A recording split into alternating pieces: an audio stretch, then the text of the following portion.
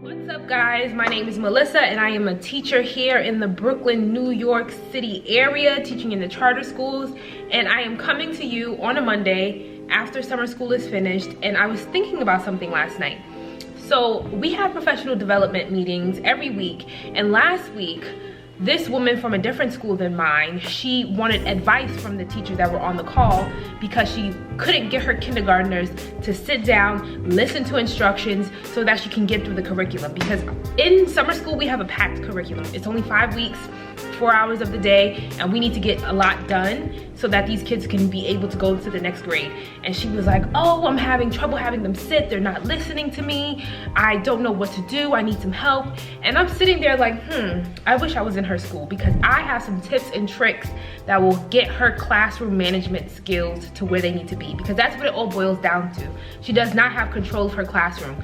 If you do not have good classroom management skills, there's no way that you'll be able to effectively teach.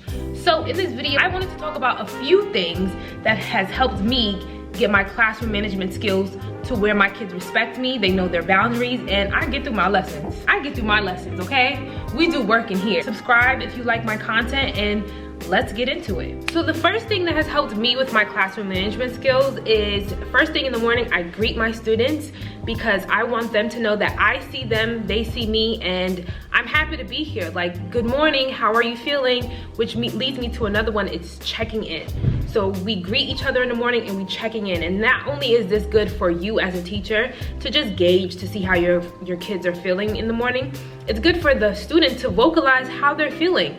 If your kids don't feel like they can talk to you, or they have to feel like, you know, only speak when spoken to, as some of us were brought up, it's not a comfortable environment. Creating a safe space is a really important way for classroom management to flourish, right? So if your kids are checking in, telling you how they're feeling, if you're greeting them, this makes a good line of communication where it's like, okay, I can come to my teacher and tell her how I feel because she cares. She asks me every morning, and today I'm not feeling too hot. So then that lets me know, I'm like, okay, well, Susie's not feeling really too good today, so I'm gonna check in with her and make sure she's good throughout the day, right? So this is not only something that I do in the morning, but I do it after maybe another lesson or after lunch. I'm like, hey, Susie, this morning you weren't feeling too hot. Are you okay?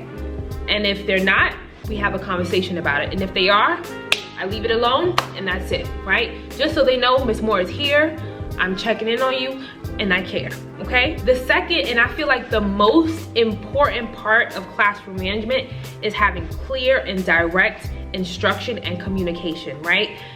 Personally, I work with kindergarten, so I think that this will work from K to 2, but I tell my kids what I want them to do, how I want it done, and when I want it done, very clear, right? You have to cut down the vocabulary and the fluff when you're talking to kids. This is the problem that I find with substitute teachers who are not used to working with younger kids, and they want them to do something, and it's giving like, oh, hi, Johnny, can you please sit down, because I would really like to give this student this lesson, and people are really, you're disrupting the class. Too many words.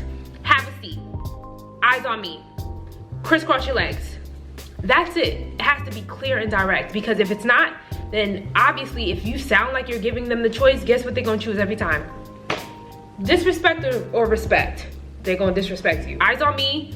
I need everybody to sit like you're ready, and I need for you to have a level 0 voice, which means voices are off. Those are the kinds of words that I use with my kids, and it's very stern, right? But they know that it's from a place where I set this boundary and this is what we need to do. Which moves on to my next classroom management tip, is having the kids expect something, right? Having the kids look forward to something. I'm always telling my kids, hey, have a seat. Eyes on me, listening ears on, because if we get through this reading lesson, we can do a movement break later, but only if we get through this lesson. If we do not get through this lesson, we have to keep going all the way through. And does that sound like a fun idea? No. So let's get through this lesson so that we can move on to the next thing. If the kids are expecting something, it's 9 times out of 10 they're going to change their behavior so that they can get a reward, right? So sometimes I'll have snacks for them. I'm like, hey, after math today, Miss Moore brought in some Cheez-Its. I'll give everybody Cheez-Its, but you gotta sit down. Is it bribing? Sure. Did you get through the day? Did you survive the day? Absolutely. You gotta pick your battles. You gotta pick your battles, right? Next one is allow kids to be kids. Allow kids to be kids. I feel like COVID has really stifled kids' growth in social areas. And yes, it's gonna be noisy in your classroom. And that's another thing that you should expect, right? You're working with young kids, it's gonna get loud. You can't have the kids sit nicely for 8 hours of the day. You have to have them talk to each other. You have to have them like use their voice and speak. Because then during a reading lesson, when you have to do a turn and talk and you're like, talk to your partner about what we're talking about today, and they don't know how to talk to each other, you'll be frustrated. Give them time throughout the day where they can talk to their friends and socialize and familiarize themselves with each other. Because 90% of the day is spent listening to you talk. They have to learn how to talk to each other, so let kids be kids. Yes, it's time to talk, and yes, there's time for play, and when it's time for talking, they have to know how to do that. So in my class, I'll give them like 10 to 15 minutes to talk to each other. Does it get loud? Yes, but also I try to tone them out while I'm like grading something really quickly. This gives you a moment to do what you have to do so that you can get caught up on work. I'll grade, I'll do attendance, I'll organize papers for like 10 to 15 minutes. Is it loud? Yes, but I'm doing what I need to do. And then when I want to bring it back, I'm like, all right, bring it back in 5. I start counting down. 4, let's go. Sit nicely in 3, in 2, in 1. And after I do that countdown and they're sitting so nicely, they understand that, okay, Miss Moore gives me time to talk, and now it's time to not talk so that we can go on to our lesson, so that we can, you know, like it's a flow of the day. Which also gives me another hint that I wrote down is having structure. These kids thrive off of structure. If your class is like messy and you doing different things and you're changing it up all day, their brain is gonna be frazzled. I would be frazzled. You have to have some type of structure in your class so the kids know what to expect even when you're not there. They're like, oh, Ms. Moore doesn't do it this way. My kids will tell you that in a second. Oh, we don't do that. We don't do that in here. The last one that has helped me in my classroom management is reflecting, right? So I want to take at least 10 minutes out of my day, and I'm like, hey, how was your day? So we checked in the morning, and let's check out, because sometimes we feel different, right? Maybe we felt bad all day, but maybe I came in sad, and then I left good because I did good in math. I did good in reading. I had my listening ears on. I raised a quiet hand. And tomorrow I'm gonna do even better because I'm gonna come in a better mood. I feel that when the kids reflect on their day, they can really think about the choices that they made throughout the day. And also me too, like, I kind of raised my voice a lot today.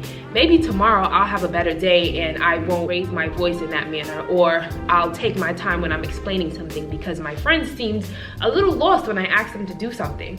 So reflection is a really big part of classroom management because it also allows that dialogue to be heard, right? Like, oh, yesterday you told me that you were going to do this and now you're making those choices again. Remember, let's check in with our choices, right? So that has definitely helped me with classroom management. And with that said, I hope this video was extremely helpful. It's Monday. I know I talk super fast because I'm also super nervous, but I just wanted to record this video because that woman, I felt bad for her, because when I tell you we do work in my class, my kids know.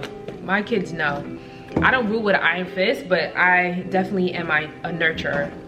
And we respect Miss Moore over here. So with that being said, thank you for watching. I hope you learned something, and see you next video. Bye.